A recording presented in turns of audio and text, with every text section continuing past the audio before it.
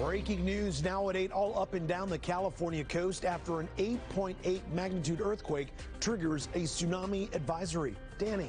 Ron, and here's a look at that tsunami advisory that we are closely tracking in the next weather sphere. I'm going to walk you through exactly what this means and the timing of the initial wave. That's all coming up in your next weather. Mike, what's going on in your world? Hey, Danny, here at the desk, we've got new body camera video from San Bernardino, but it's unlike any you've seen before because this time an officer gets caught in the passenger seat and taken for a ride. KCAL News at 8 starts right now.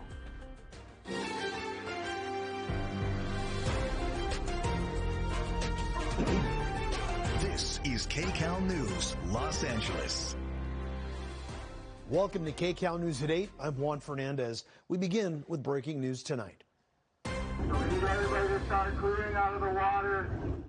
A tsunami advisory now in effect for the entire coast of California, and a tsunami warning in Hawaii, where sirens blared and people were told to clear the beach and move to higher ground. This is video from a viewer on vacation in Oahu.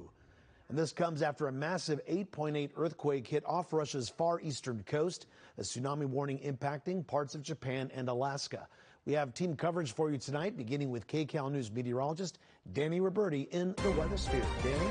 Hi, Juan. Good evening, everyone. And because of that massive earthquake that Juan just mentioned, it has triggered a tsunami advisory here in Southern California, up and down the coast. I want to show it to you right now. Here's a look at that advisory that's in effect. Now, I know when you hear about a tsunami advisory, it's kind of scary. You think, oh, my goodness, this is coming our way. But I want you to follow me this way. I want to walk you through exactly what this means. It started as a watch, and it's now been upgraded to an advisory. So when we're dealing with something like this, we are expecting a tsunami wave to arrive estimated around 1 o'clock in the morning, so overnight into early tomorrow morning. So what I want you to know about this advisory is that widespread inundation, widespread flooding, this is not expected, but we are going to see some really strong rip currents. We're going to see some strong waves, a series of waves, and this could cause some damage. So when you're looking at an advisory, this is basically telling you at home, stay off the beaches, stay out of harbors, stay out of marinas. We could see some damage at harbors. But again, as I mentioned, widespread flooding at this time is not expected, but we're going to see some action out in the ocean. Now, with the tsunami, it's not a single wave, but this is going to be a series of waves. So we're going to see an initial wave happening around 1 o'clock in the morning, and then a series of waves after that. And as I mentioned, those really strong rip currents. And again, you want to just stay notified. You want to keep your ears open to officials because they will be letting you know right away if any evacuations are needed. So coming up, we're going to walk you through the timing of that estimated initial wave, the exact timing up and down the coast. We'll break that down for you and keep you updated. That's coming up in your next weather, Juan. All right, sounds good, Danny. We'll check back with you later. And our team coverage continues now with a look from the beach. KCAL News reporter Lori Perez live in Marina Del Rey. Lori. Well, Juan, I'm going to echo so much of what Danny was just saying. We are here in the heart of what is defined as a tsunami hazard zone here in Marina Del Rey, which means if things were to get dangerous, this is an area that would be evacuated. For the moment, of course, though, things look pretty normal. If you look out there, you can see that's the nightly sunset cruise that we watched make its way out along with other private vessels and sailboats. We even saw some crew teams still practicing and a person on a paddleboard just past us. And I know we have some aerial video of the beaches up in Santa Monica where crowds are still hanging out enjoying the sunset. But now previous models have said that in a worst case scenario, a large tsunami could flood sizable areas of Marina Del Rey and Long Beach to an elevation of about 15 feet. This, of course, is not a worst case scenario.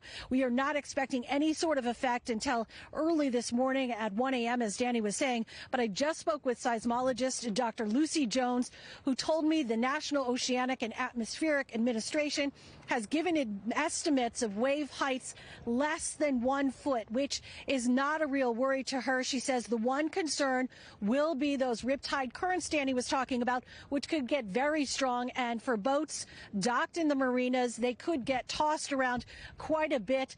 So that is something for those boat owners to be concerned about. In Orange County, out of an abundance of caution, we have heard the Capistrano Beach is closed again, probably likely because of those riptide tide currents. And Dr. Jones says we will know more. She might be able to revise some of what she's thinking about what could happen here once the waves, the tsunami, reaches Hawaii at 10 p.m. our time here. We are live in Marina Del Rey. I'm Lori Paris. Back to you. Okay, Lori, thank you. And speaking of Hawaii, let's go ahead and bring in KCAL News assignment editor Mike Rogers, tracking the situation there much closer to the potential tsunami zone, Mike. Yeah, that's right, Juan. And, you know, right now the tsunami warning is in effect in Hawaii, and they have already started to evacuate some local areas, especially some of those low-lying areas. We know several people of our viewers that are from Southern California in Hawaii right now, which is where we've gotten a lot of this video. I want to show you some of it because this video was sent in to us by somebody who was trying to get away from the Pearl Harbor area back into the city area. And you can see the traffic is just horrendous. They tell me that traffic is moving very, very slowly. People are tense. Lines are long at gas stations. There are police officers going around with sirens blaring, telling people to evacuate and get to higher ground.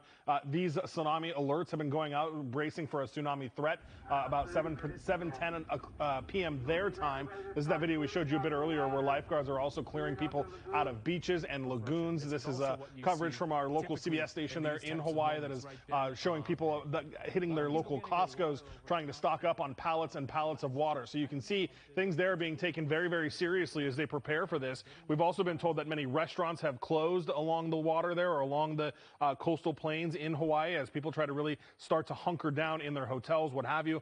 Obviously, Hawaii is a very big tourist destination, so you have a lot of tourists there right now just kind of bracing to see what happens in their hotel rooms. They're definitely scrambling to be safe out there. Mike, thank you. And stay with KCAL News tonight for the very latest on the tsunami advisory. You can also get updates on KCALnews.com.